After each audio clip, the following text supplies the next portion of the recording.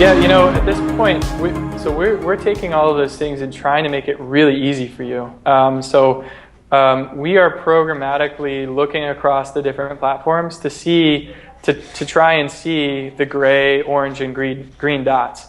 And so really the place we want to get for you and every artist out there is all you have to do is keep your BandPage profile up to date, and we'll do a lot of the business and the analytics and the kind of the business theory around all of that to programmatically reach the right fan. And you can see that we're already starting to do that, right? Like on the Mowgli's lyric site, now we're showing their tour dates and merchandise. Now, if you go to Pearl Jam's lyrics page, we're going to be showing their merchandise and their upcoming shows, right? So we're already starting to target your fans wherever they are across these places, but there's some really exciting stuff coming up that we'll be able to target even better to be able to help you reach your fans more effectively. I would say the best thing to do is just to make sure it's your profile's filled out and not only connected to the streaming platforms and video platforms, but also to your website and Facebook and Twitter.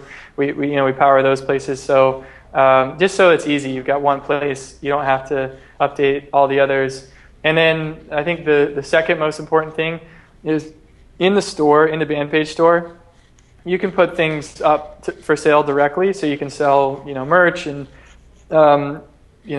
experiences with your fans. If you look at the study, Nielsen put out a study as like a year and a half or 2 years ago saying that there is $2.6 billion for musicians in the US alone to do experiences with their fans, to sell directly to their fans. And there have been a lot of other studies that have come out recently that are really showing this. And that's for independent artists too, right? Not just the major labels. And that's I think one of the most important things to point out is for the longest time, only the biggest, really only the biggest bands have fan clubs and do backstage passes and VIP meet and greets and things like that. And what this enables is that every musician, whether you're up and coming, you're just starting out, or you're a big artist, you can sell the experiences. And it's not only backstage passes, it's also online concerts. Like you could do this with your fans, right? For X amount of dollars, like play them 3 songs, for the boyfriend's, birthday or the girlfriend's birthday or something. We've also had, especially for up and coming bands, what we've seen work really well is like house concerts.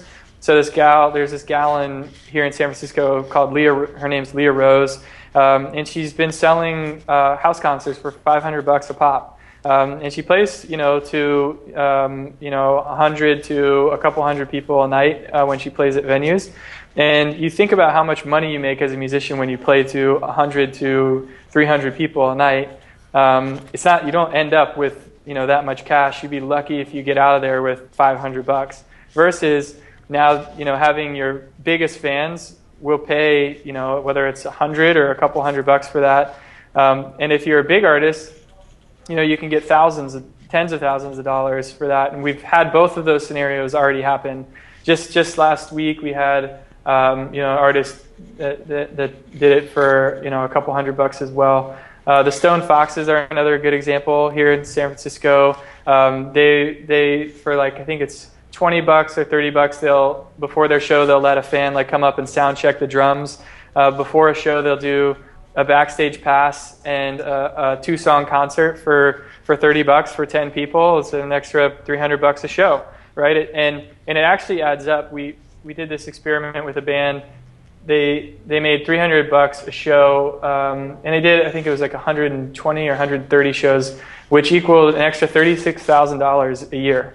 Right? Great. And if you're doing 120 or 130, do the math. But it's 300. It's 10 people, $30, right? And there it is. And the really important thing to remember is you might be a musician that plays in front of 100 people or a couple hundred people, and not think that the pub that you play at or the small venue that you play at is cool, has a cool backstage, green room or whatever. But the fans never get to experience that, right? And so they do some other, they work in some other industry, and so just even being able to go back there, go backstage, and even see what it's like is so yes, cool. see what it's like. They're willing to pay $30 or $50 or even $20. So again, I really recommend that for the solo or up and coming artists. But we've, as you see, we're selling an online concert with Ariana Grande,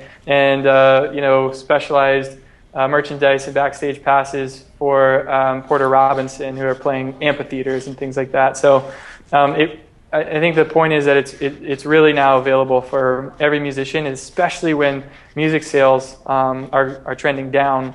We need to find new revenue streams as musicians to build sustainable businesses, and this is proven. Nielsen, one of the biggest data analytics company in the world, says there's 2.6 billion out there for musicians to do this, and we're proving it by some of the examples that I have you, and we have thousands of other examples.